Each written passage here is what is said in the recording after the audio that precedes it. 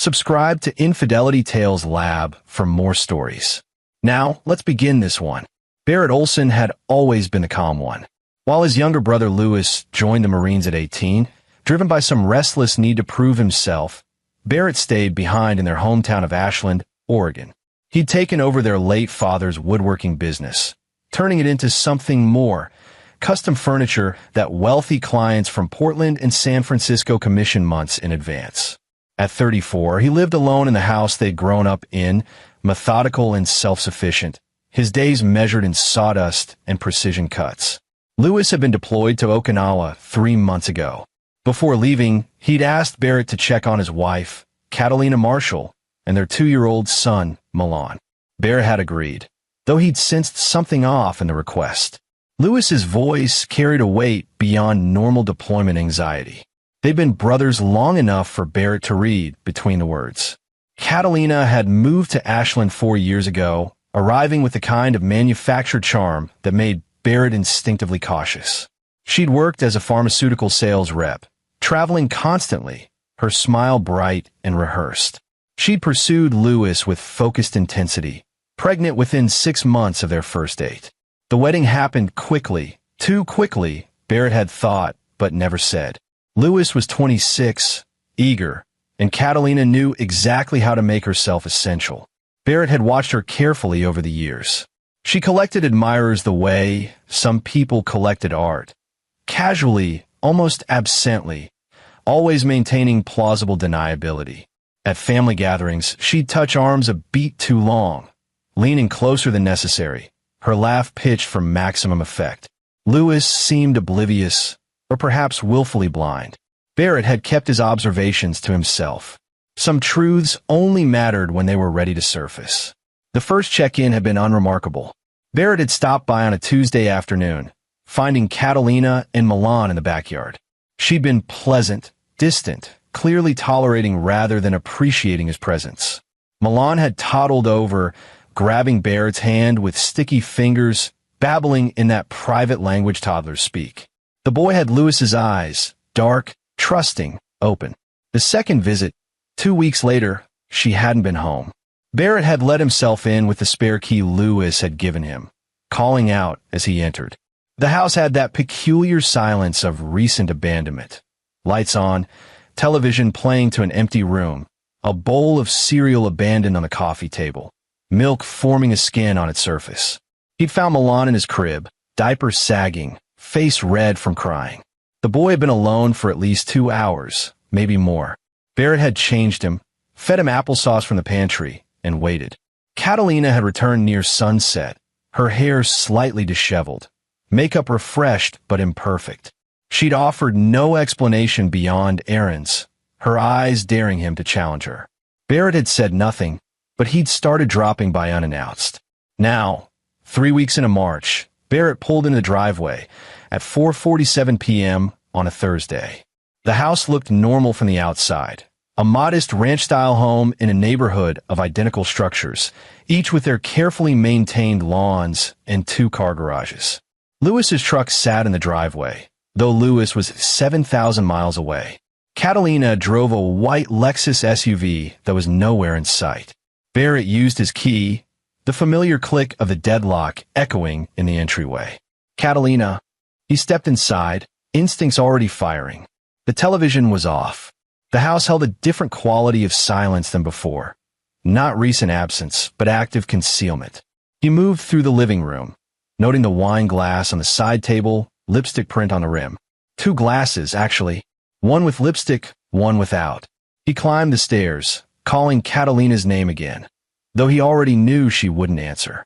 Milan's crying reached him before he opened the nursery door. The sound had that exhausted quality of a child who'd been at it for a while, voice hoarse and desperate.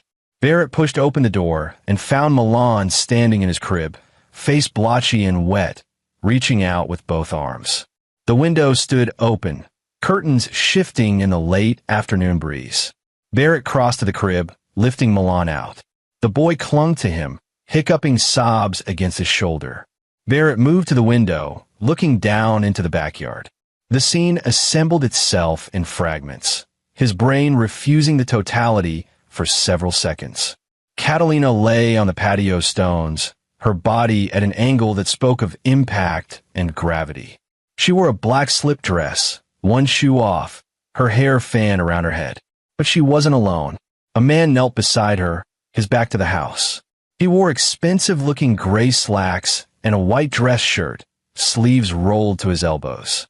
As Barrett watched, the man stood, running both hands through his hair in a gesture of pure panic. He turned slightly, and Barrett recognized him. Jamal Fisher, a real estate developer who'd made a fortune flipping properties in the Rogue Valley. Barrett had done custom work for him 2 years ago, built-in shelving for his home office. Jamal was 43, married, with 3 teenage daughters. Barrett pulled out his phone and dialed 911, keeping his voice steady as he gave the address and a brief description of what he was seeing. Milan had quieted against his shoulder, thumb in his mouth, sensing the shift in the adult world around him. "There's been an accident," Barrett told the dispatcher. "A woman has fallen from a second-story window. She's not moving. There's a man with her in the backyard." He stayed on the line as instructed, watching through the window as Jamal paced the patio, pulling out his own phone, putting it away, pulling it out again.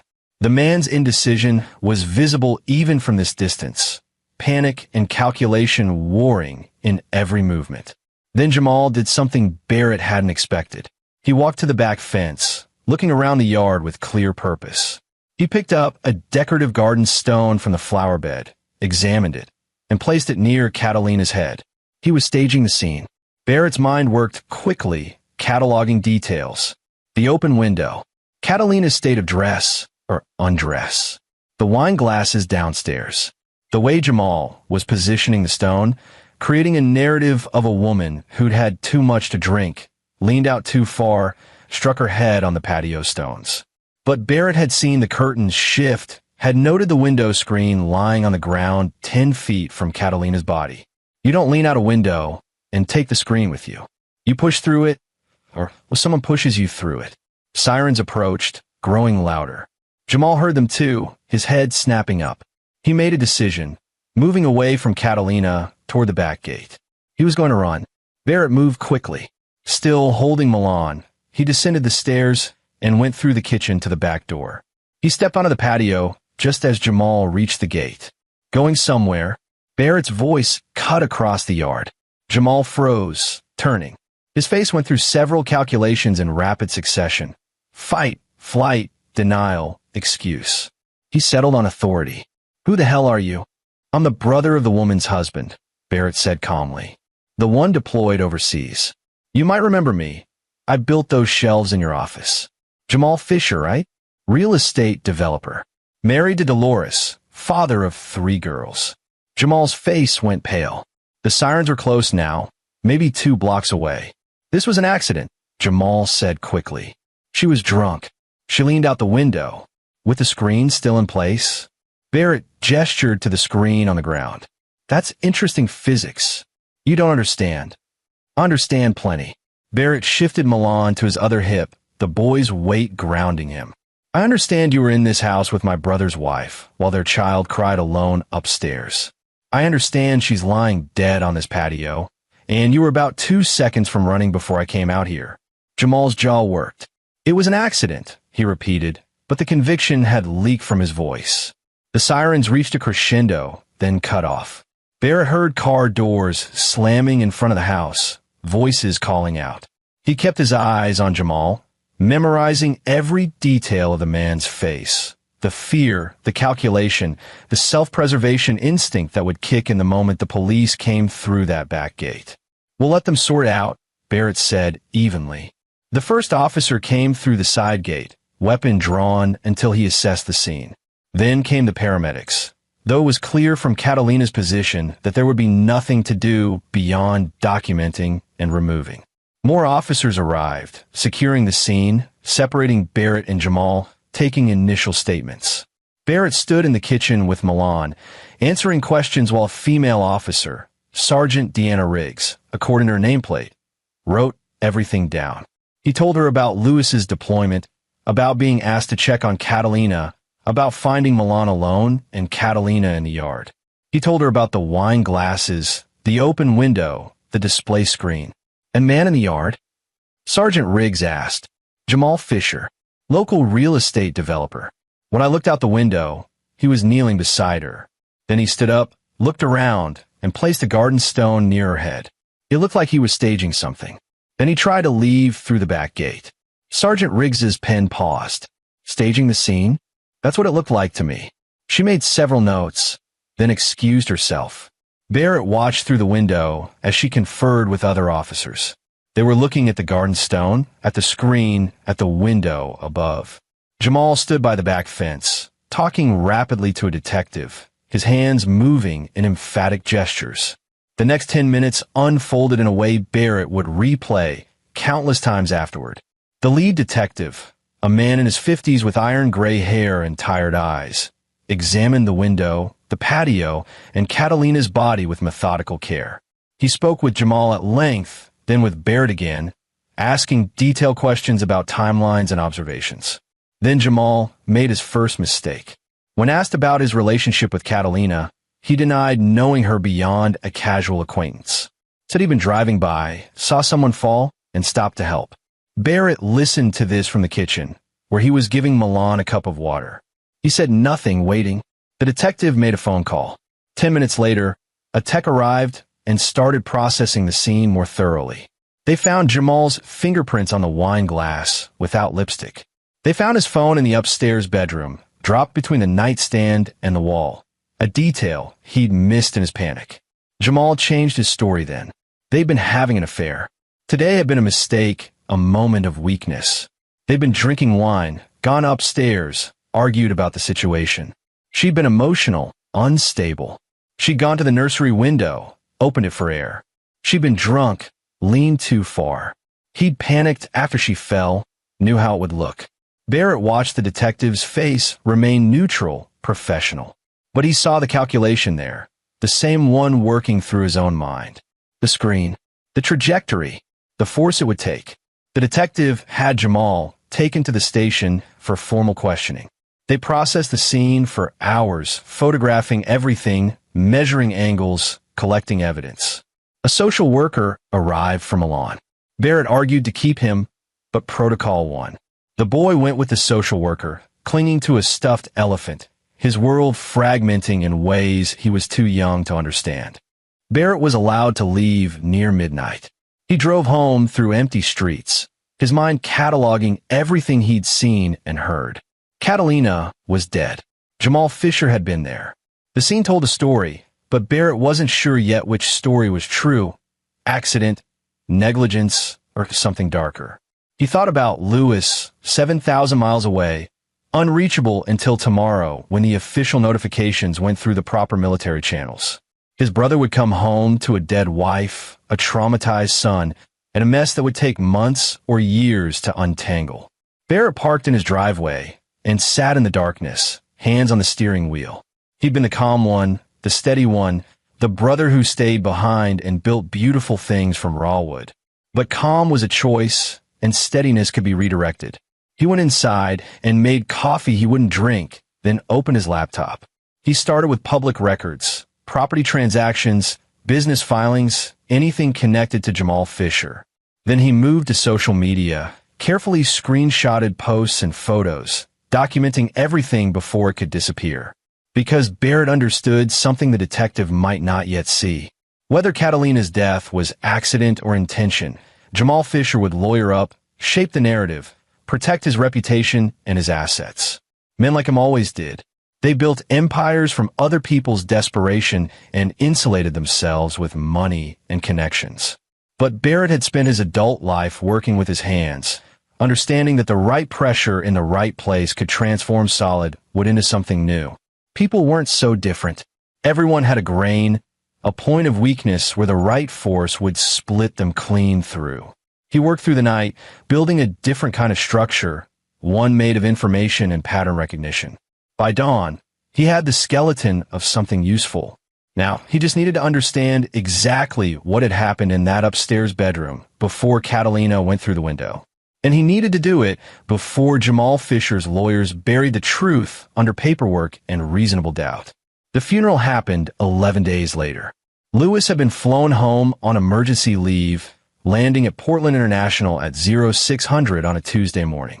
Barrett picked him up, and they'd driven the 4 hours to Ashland in near silence. Lewis looked hollowed out, his face carrying that particular emptiness of someone whose world had been restructured in their absence. "Tell me again," Lewis had said somewhere south of Salem. "Everything you saw." Barrett had gone through it, the third or fourth recitation, each one precisely the same. He'd learned early that consistency mattered, that the truth needed to be bulletproof. He described finding Milan, the open window, Catalina's body, Jamal's panic and attempted staging. "They're calling it an accident," Lewis said. His voice carried no inflection. "The preliminary report says she was intoxicated, leaned out too far while emotional. That's what they're calling it right now. But you don't think it was." Barrett drove another mile before answering. "I think she was having an affair with Jamal Fisher. I think they were together that afternoon. I think something happened in that bedroom that ended with her going through a window. Whether it was an accident, negligence, or intentional, I don't know yet." "Yet," Lewis repeated, "the investigation is ongoing." Jamal Fisher. Lewis turned the name over. "The developer. You did work for him 2 years ago. Built-ins for his home office. He tried to negotiate my price down by 40%, acted like he was doing me a favor by hiring me at all. What do you know about him? Married 22 years. 3 daughters, ages 15, 17, and 19. Wife Dolores comes from old timber money. Her grandfather owned half the forest between here and Klamath Falls. Jamal came from nothing, worked construction until he married into access and capital. Built his business on flipping distressed properties, usually buying them from people who didn't understand their value. He's worth somewhere around $8 million now." Lewis absorbed this. "And Catalina was good at finding men with something to offer." Barrett said it gently, but the truth didn't soften. "I'm sorry. I knew," Lewis said quietly. "Not about Jamal specifically, but I knew she was. I deployed anyway. Thought maybe distance would clarify things, force her choose. Guess it did." They arrived in Ashland to find Catalina's sister, LaToya Frost, already managing the funeral arrangements.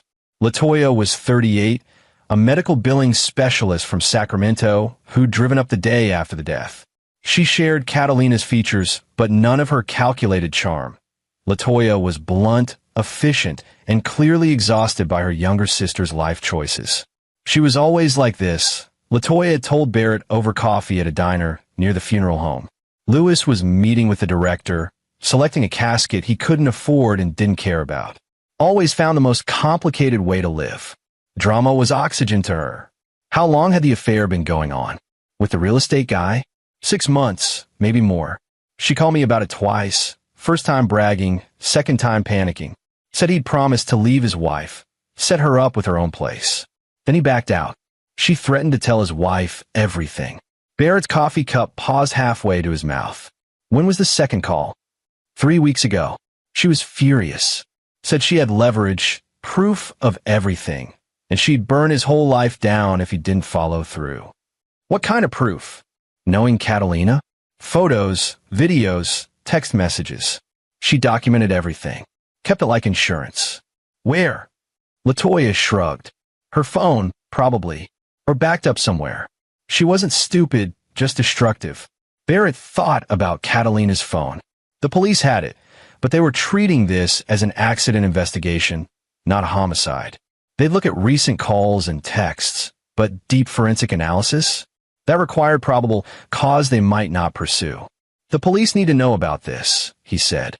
"I told them. They took notes, said they'd follow up. That detective, Hosea Riddle, seemed interested but non-committal." Barrett knew Detective Riddle slightly. He'd investigated a break-in at Barrett's workshop 2 years ago, recovered some stolen tools. Riddle was thorough, but operated within strict procedural bounds. He wouldn't push for a murder investigation without solid evidence, and Jamal's lawyers were already constructing the accident narrative. The funeral drew a modest crowd, some of Catalina's pharmaceutical industry colleagues, neighbors, a few of Lewis's Marine buddies on leave. Jamal Fisher didn't attend, which was expected.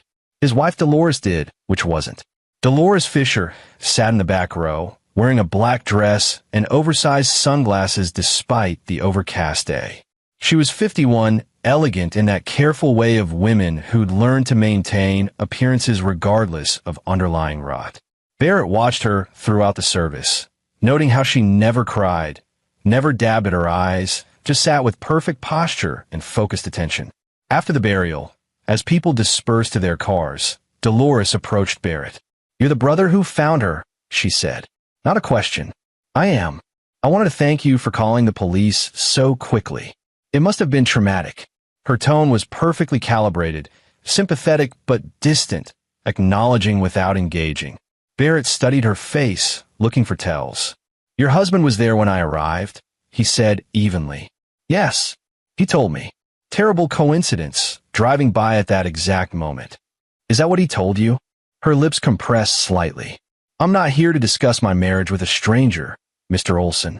I came to pay respects to the deceased. She was having an affair with Jamal. They've been involved for months."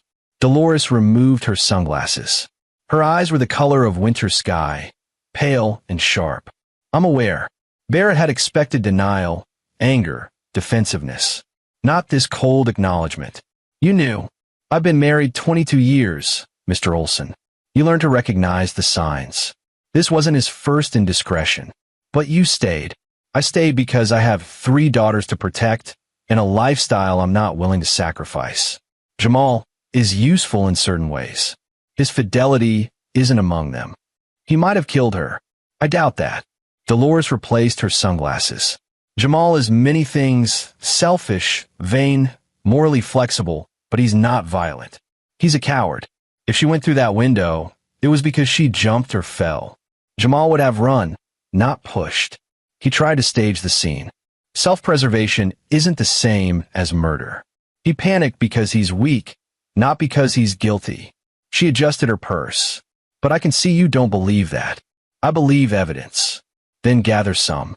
The police seemed satisfied with their accident conclusion. "Perhaps you'll find something they missed." She turned to leave, then paused. "Though I wonder what you're hoping to accomplish. Your brother's wife is dead. Proving Jamal's culpability won't bring her back. It might give my nephew answers when he's old enough to ask questions. Or might give you purpose." Dolores studied him with clinical interest. "You strike me as someone who needs projects, Mr. Olson. Something to build toward. Just be careful you don't construct something that collapses on you." She walked away, leaving Barrett standing beside his truck. Lewis approached, carrying Milan. The boy had fallen asleep against his father's shoulder, exhausted by grief he couldn't name. "Who was that?" Lewis asked. "Dolores Fisher, Jamal's wife." Lewis's expression darkened. "What did she want?" "To see if I'd cause her problems." Barrett opened the truck door. "She knows about the affair. Has known. Doesn't care as long as her life stays intact." "Jesus." Lewis buckled Milan into the car seat Barrett had installed. "What kind of people are we dealing with?" "The kind who make cost-benefit analyses instead of moral judgments." Barrett started the engine. "She warned me off investigating further." "Which means there's something to investigate." They drove to Barrett's house, where Milan would stay while Lewis processed paperwork and benefits and the 1,000 administrative tasks death created. Barrett had converted the spare bedroom into a temporary nursery, buying a crib and supplies with efficiency that surprised him. He'd never wanted children of his own, but Milan's presence felt like responsibility rather than burden. That evening, after Lewis left for the base to handle administrative requirements, Barrett sat at his dining table with his laptop and the notes he'd been compiling. He'd been careful, methodical, treating this like any complex build. Understand the materials, plan the structure, execute with precision. Jamal Fisher's financial records were partially accessible through public sources. The man leveraged debt aggressively, always operating on the edge of overextension. His properties carried heavy mortgages, refinanced repeatedly to fund new acquisitions. He had 3 LLCs, each holding different assets, structured to isolate liability. Barrett cross-referenced property records with Catalina's known schedule. They'd been meeting at a rental property Jamal owned on the east side of town, a furnished condo in a complex popular with short-term corporate rentals. The unit was listed as vacant, but showed utility usage indicating regular occupancy. More interesting, the property was titled under an LLC that listed Jamal and a silent partner. Enoch Peters, a Portland-based attorney who specialized in asset protection and estate planning. Enoch's firm had been retained by Jamal for business consultation starting 7 months ago, right around when the affair with Catalina began. Barrett pulled Enoch's background. Yale Law School, partner at a prestigious firm, client list including several individuals who'd successfully shielded assets during divorce proceedings. This wasn't Jamal's first time planning for potential marital consequences. Barrett was building a pattern, seeing shapes emerge from data. Jamal had structured his business to protect assets from liability. He'd retained sophisticated legal counsel around the same time he started the affair. He'd created a private space for the relationship, separate from traceable hotels or public venues. These weren't the actions of a reckless affair. This was someone planning for contingencies, protecting downside risk. Barrett thought about LaToya's words. Catalina had threatened to expose everything when Jamal backed out. She'd had proof, leverage. Where was it now? Her phone was with the police. Her laptop had been removed from the house during scene processing. But Catalina had been a pharmaceutical sales rep. She'd lived on technology, backed everything to the cloud. Barrett made a decision. He called LaToya. Did Catalina use cloud storage? He asked. Of course. She had everything synced, photos, documents, emails. She was paranoid about losing data after her last phone died, and she lost a bunch of client files. What service? Google. What? Do you know her password? Silence. Then I might. I need to see what she backed up. The police might not look without specific cause. That could be illegal. LaToya, your sister threatened to expose Jamal Fisher 3 weeks before she died.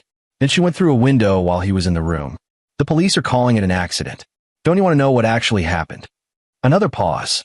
Her password was Milan's birthday plus exclamation point. Capital M. Barrett wrote it down. Thank you. If anyone asks, I didn't tell you that. Understood. He hung up and stared at the information. This was a line. Crossing it meant potential legal consequences, evidence contamination, ethical compromise. But it also meant truth, or at least proximity to truth. He thought about Milan asleep upstairs, about Lewis trying to process a sudden widowhood, about Catalina lying dead because of an accident that felt increasingly deliberate.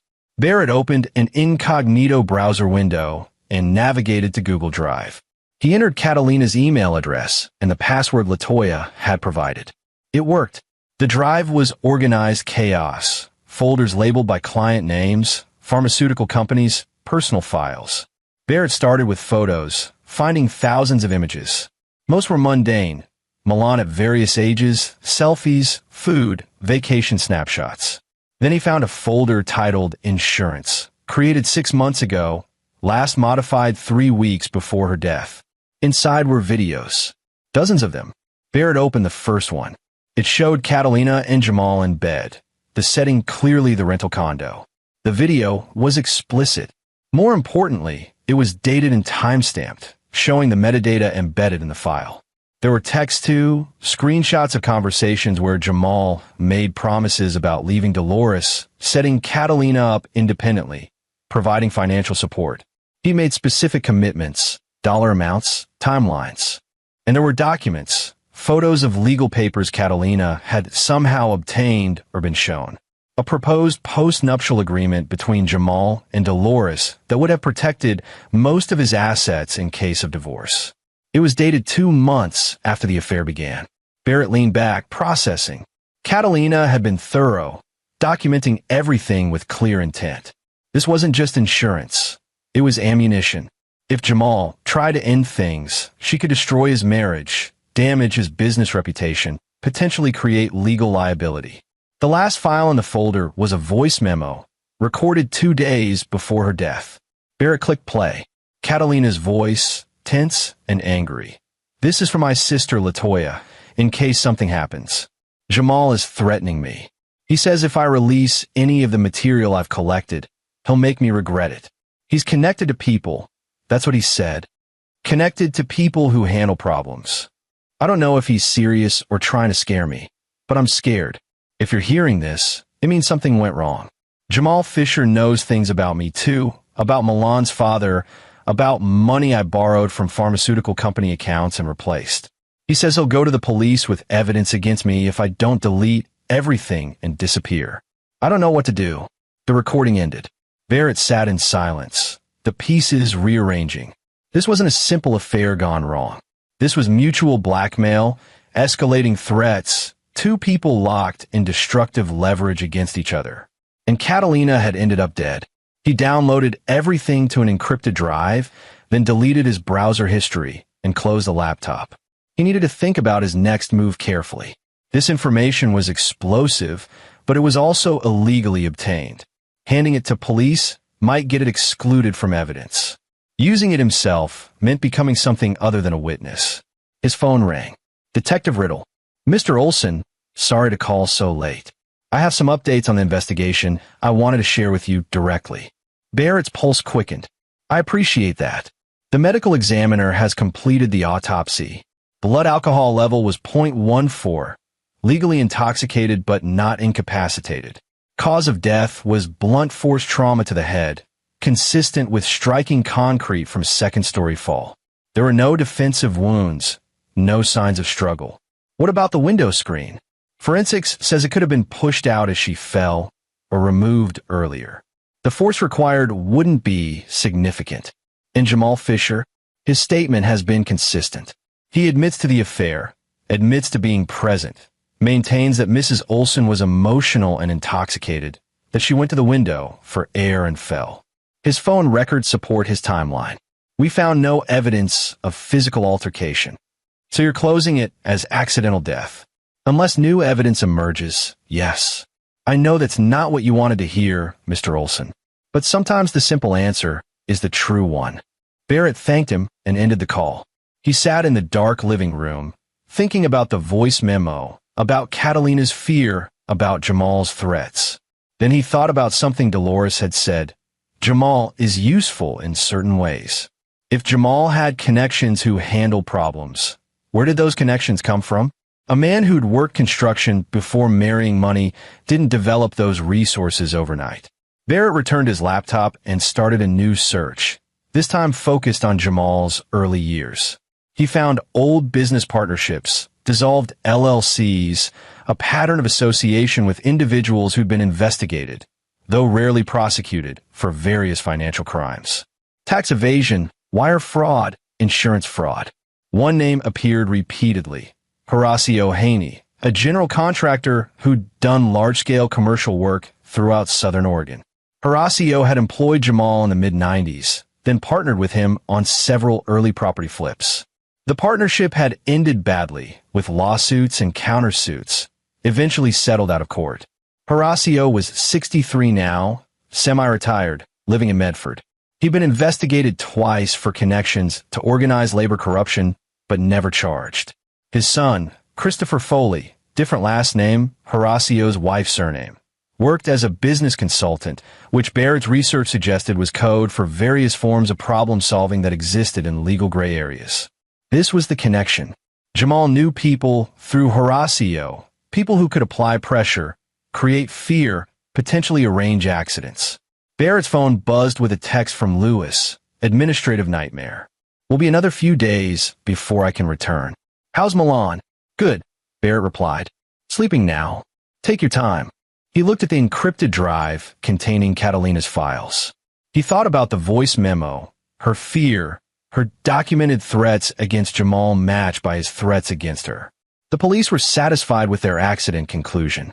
Jamal would return to his life, perhaps more careful next time, but fundamentally unchanged. Dolores would maintain her comfortable ignorance. Milan would grow up with questions that went unanswered, unless Barrett did something. He thought about the woodworking shop, about the way precision and patience could transform raw materials into something refined and permanent, about how the right pressure, applied correctly, could achieve results that brute force never could. Barrett made his decision. He wasn't going to give the evidence to the police. He was going to use it for something else. 3 months passed. Summer arrived in the Rogue Valley with its familiar pattern of hot days and cool evenings, tourists crowding Ashland's Shakespeare Festival, life proceeding as though Catalina Marshall had never existed. Lewis had returned to Okinawa to complete his deployment.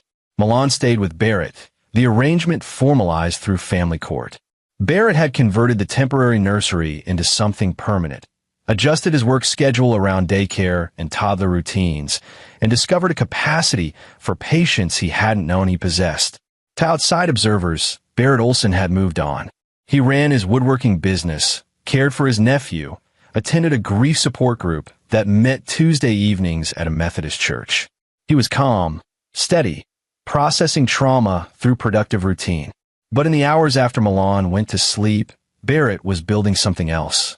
He'd spent the first month just watching Jamal Fisher's patterns, routines, vulnerabilities. Jamal had indeed returned to his regular life. The affair with Catalina had apparently taught him nothing about discretion. By mid-May, he was involved with someone new. Randy Huber, a 29-year-old architect who'd recently moved to Ashland to work on a commercial development project Jamal was financing. Barrett cataloged this too. Photographs of them at restaurants in Grants Pass and Medford, never anywhere local.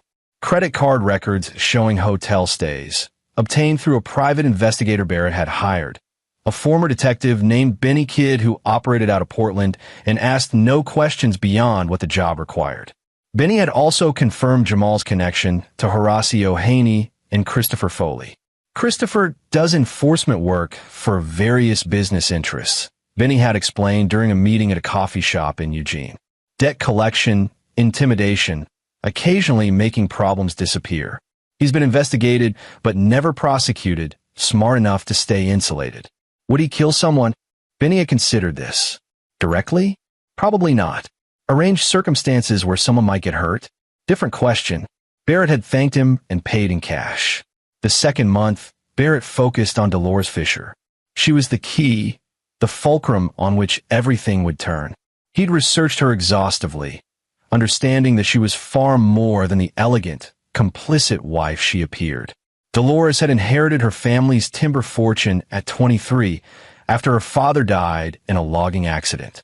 She'd grown the portfolio aggressively, investing in real estate and tech startups, turning $8 million into $30 million over 3 decades. Jamal had access to some of that wealth through their marriage, but Dolores had protected most of it through careful legal structures. The post-nuptial agreement Catalina had photographed was real, and it was ironclad. If Jamal initiated divorce, he'd leave with almost nothing. If Dolores initiated it, same result. But there were provisions for fault, adultery specifically. If Dolores could prove Jamal's serial infidelity, she could void the agreement and pursue a more equitable division. She'd chosen not to, year after year, affair after affair. Barrett needed to understand why. He found the answer in her daughters. The oldest, Georgina Schneider, was 19 and studying at Berkeley. The middle one, 17-year-old Sherry Gill, was a competitive equestrian training for Olympic trials. The youngest, 15-year-old Louise Graves, was a classical pianist performing at national competitions. All 3 girls adored their father. Jamal, for all his flaws as a husband, was apparently an attentive and loving parent. He attended Sherry's competitions, flew to Berkeley for Georgina's important events, sat through Louise's piano recitals with genuine pride. Dolores had stayed to preserve her daughter's relationship with their father, not out of love or fear, but calculated protection of what mattered to her most. This was useful information. In the 3rd month, Barrett implemented his plan. It began with an anonymous package delivered to Dolores Fisher's personal attorney, not Jamal's lawyer, but her own independent counsel, a woman named Tammy Mooney who specialized in high-net-worth divorce cases. The package contained a flash drive with selected contents from Catalina's insurance folder, videos of Jamal with Catalina, text messages making specific promises, and documentation of the affair timeline. Notably absent was the voice memo or anything suggesting Jamal's threats or Catalina's fear. Barrett included a typed note. Mrs. Fisher deserves to know the extent of her husband's recent activities. The deceased documented everything thoroughly. They're copies. Tammy Mooney would be ethically obligated to inform Dolores. What Dolores chose to do with the information was her decision. Barrett waited. For days later, his phone rang. Unknown number. Mr. Olson, this is Dolores Fisher. I believe we need to talk. They met at a state park outside Medford, neutral territory, where they were unlikely to be seen by anyone who knew either of them. Dolores arrived in a Mercedes SUV, wearing casual clothes that probably cost more than Barrett's monthly income. She carried the kind of understated confidence that came from never having to prove anything. You sent the package to my attorney, she said without preamble. I thought you deserved to know. I already knew about the affair with Catalina. I told you that. But you didn't know she documented it so thoroughly. And you didn't know he was already involved with someone new. Dolores's expression didn't change, but something shifted in her eyes. Randy Huber, you've noticed. I notice everything, Mr. Olson. I simply choose my battles. She crossed her arms. What do you want? I want to know what happened to Catalina. The police concluded it was an accident. The police concluded what the evidence allowed them to conclude. But you and I both know your husband is capable of making problems disappear. You think Jamal killed her. I think he threatened her, and she ended up dead. Whether he pushed her or created circumstances where she fell, does the distinction matter? Dolores was silent for a long moment, studying the lake stretching out before them. My daughters love their father. I know, if I divorce him, particularly if I do so publicly and acrimoniously, it will damage their relationship with him. Georgina is old enough to understand, but Louise and Sherry would struggle. They'd choose sides, and whichever side they chose would create wounds. So you're going to do nothing. I didn't say that. Dolores turned to face him. I said I choose my battles. Jamal is useful. He's good with the girls. He handles certain business matters competently, and he stays out of my primary interests. But he's also a liability. His judgment is poor. His affairs are getting messy, his partner's more problematic. Eventually, he'll create a crisis I can't contain. So you're waiting for him to self-destruct. I'm managing risk until the cost-benefit analysis shifts. She tilted her head slightly. But you've changed the calculation. This documentation of the affair with Catalina, if there are copies, if it became public, it would give me leverage for a fault-based divorce without the girls blaming me. I didn't know the extent of it until evidence emerged. Plausible deniability. Barrett had anticipated this. The documentation exists. Multiple copies secured safely. And you'd provide it to me when I have answers about what really happened to Catalina. How would I get those answers? Jamal talks to you. Maybe not about everything, but about enough. You've been married 22 years. You know how he thinks, what he's capable of. And you have access to his connections. Horacio Haney, Christopher Foley. Dolores's expression sharpened. You've done thorough research. I'm motivated. Why? Your brother's wife is dead. Proving Jamal's culpability won't change that. It won't help your brother or your nephew. It will give Milan the truth when he's old enough to understand it. And it will ensure Jamal faces consequences. Justice. Dolores said it like she was tasting an unfamiliar food. You're an idealist. I'm a craftsman. I believe in precision and proper conclusions. She smiled slightly. I suppose we both want Jamal held accountable, just for different reasons. I want him out of my life without damaging my daughters. You want him punished for what happened to Catalina. Can you help me? Dolores considered.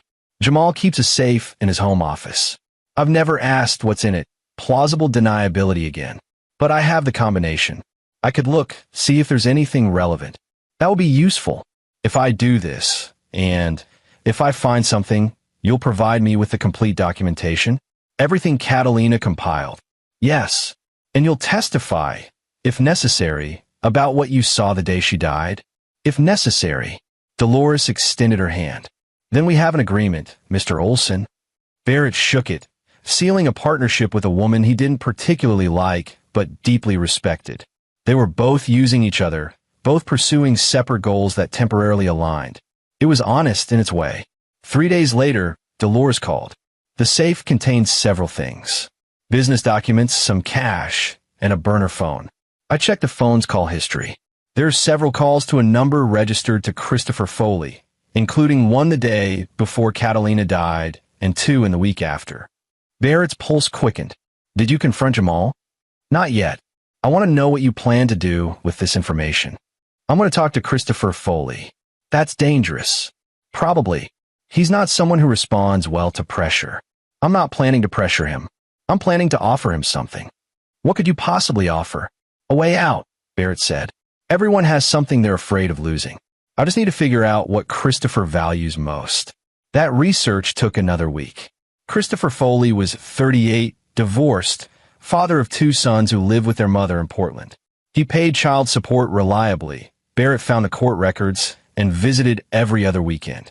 His ex-wife, Tanya Costa, had filed for divorce after discovering Christopher's business activities included things she couldn't live with. But Christopher had been careful during the divorce. He'd accepted a moderate settlement, maintained amicable relations with Tanya, and prioritized access to his sons above financial considerations. The sons were his vulnerability. Barrett made contact through Benny Kidd, who arranged a meeting at a bar in Medford. Christopher arrived exactly on time, a compact man with watchful eyes and the kind of stillness that came from control violence.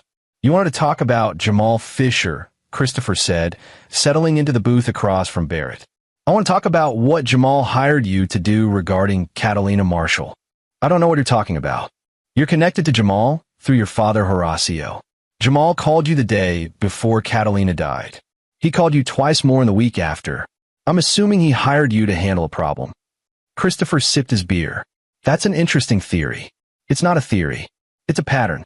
Jamal was being blackmailed by Catalina. She threatened to expose their affair and destroy his marriage. He threatened her back, said he was connected to people who handle problems. That's you. He hired you to scare her, or threaten her, or possibly hurt her. You're speculating. Am I? Barrett leaned forward. Because here's what I think happened. Jamal hired you to intimidate Catalina. Maybe you were supposed to have a conversation with her, make sure she understood the consequences of not backing down. But something went wrong. Either you got too aggressive, or Jamal did, or Catalina panicked. However it happened, she ended up going through a window. That's a hell of an accusation. I'm not accusing you of murder. I think it was an accident, a job that escalated beyond what anyone intended. But Jamal's covering it up and you're exposed. Christopher's expression remained neutral, but his fingers tightened on his beer bottle. What do you want? The truth. What really happened that day? And if I tell you, then I make sure the evidence that comes to light points at Jamal, not you. I have documentation of his affair with Catalina, proof of his threats, and evidence of his calls to you. I can construct a narrative where you were hired under false pretenses, where Jamal's the primary actor and you're a peripheral figure. You protect me. I position you correctly. You didn't kill Catalina, but you know who did, or at least how it happened. Give me that information, and I'll make sure you stay clear when this comes down. Christopher was silent for a long time. Barrett could see the calculation happening. Risk versus reward, exposure versus protection. Jamal hired me to have a conversation with her. Christopher said finally. Just a conversation. Make it clear that following through on her threats would have serious consequences. I wasn't supposed to hurt her, just scare her. But Jamal was there when I arrived. He told me to meet him at the house, that he'd let me in, we'd talk to her together. When I got there, he was already upstairs with her. I heard them arguing. By the time I made it to the bedroom, she was going through the window. Barrett's blood went cold. You saw him push her? I saw her going through. Whether he pushed or she fell backward, trying to get away from him, I don't know. It happened fast. She was there, then she wasn't. What did Jamal say? He panicked. Said it was an accident, that she'd lunged at him and he'd pushed her back reflexively. Said we had to make it look like she fell while drunk. I told him I wasn't part of this, that I'd been hired for a conversation, not a cover-up. He said I was already involved, that I'd been in the house, that if the truth came out, I'd go down too. So you help him stage it. I left, told him to figure it out himself. But when I heard he tried to make it look like an accident, I kept quiet. He was right. I'd been there. My involvement wouldn't look good. Barrett processed this. Jamal had been there when Catalina went through the window. Whether he'd pushed her deliberately or she'd fallen during confrontation, he was directly responsible. I need you to testify to this. Christopher laughed harshly. Testify? You think I'm going to walk into court and admit I was hired to intimidate someone who ended up dead?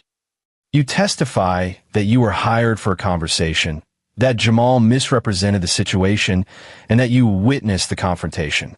You didn't participate in her death. You're a witness. I'm an accomplice to whatever happened after. I knew Jamal was covering it up and said nothing. You say nothing, and Jamal walks free. You testify, and you have immunity in exchange for cooperation. I have connections, people who can make that deal happen.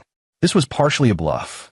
Barrett knew Detective Riddle, but he didn't control prosecutorial decisions. Still, Christopher didn't need to know the limits of Barrett's influence.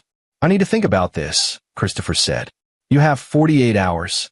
After that, I go to the police with everything I have, including your connection to Jamal and your presence at the scene. You can be a witness or a co-defendant. Your choice. Christopher left without another word. Barrett sat in the booth, hands trembling slightly from adrenaline. He'd just backed a dangerous man into a corner, gambling that fear of exposure would overcome loyalty or self-preservation. Now he needed to make sure his leverage was as strong as he'd implied. He called Dolores Fisher. I need you to do something for me, he said when she answered. And it's going to require you to finally confront Jamal. I'm listening. Barrett explained what he needed. It was a long silence. That's quite a risk, Dolores said eventually. It's also your best opportunity to end this marriage on your terms, with your daughter's sympathy rather than their resentment. You're a manipulative man, Mr. Olson. I learned from watching you. She laughed softly. Fair enough. I'll do it. But you need to deliver on your end, complete documentation, and Christopher's testimony. 48 hours. Barrett ended the call and drove home. Milan was with the daycare provider who'd agreed to extended hours. Barrett sat in his workshop, surrounded by half-finished projects, and thought about the pieces moving into position. He was close. So close to the truth, to justice, to the kind of precise conclusion that matched his understanding of how the world should work. But he also knew that the next 48 hours would determine whether everything came together cleanly or shattered into irreparable fragments. He thought about Lewis, about Milan, about Catalina's voice on that recording. If you're hearing this, it means something went wrong. Something had gone wrong. But Barrett was going to make it right, even if that required him to become someone harder and colder than he'd ever imagined being. The calm brother, the steady one, the craftsman who understood that achieving proper results sometimes meant breaking things down before building them back up. He was ready. And there you have it. Another story comes to an end. What did you think? I'd love to hear your thoughts in the comments below. If you enjoy this story, consider joining our community by subscribing. It means the world to us. For more stories like this one, check out the recommended videos on screen, and I'll see you there.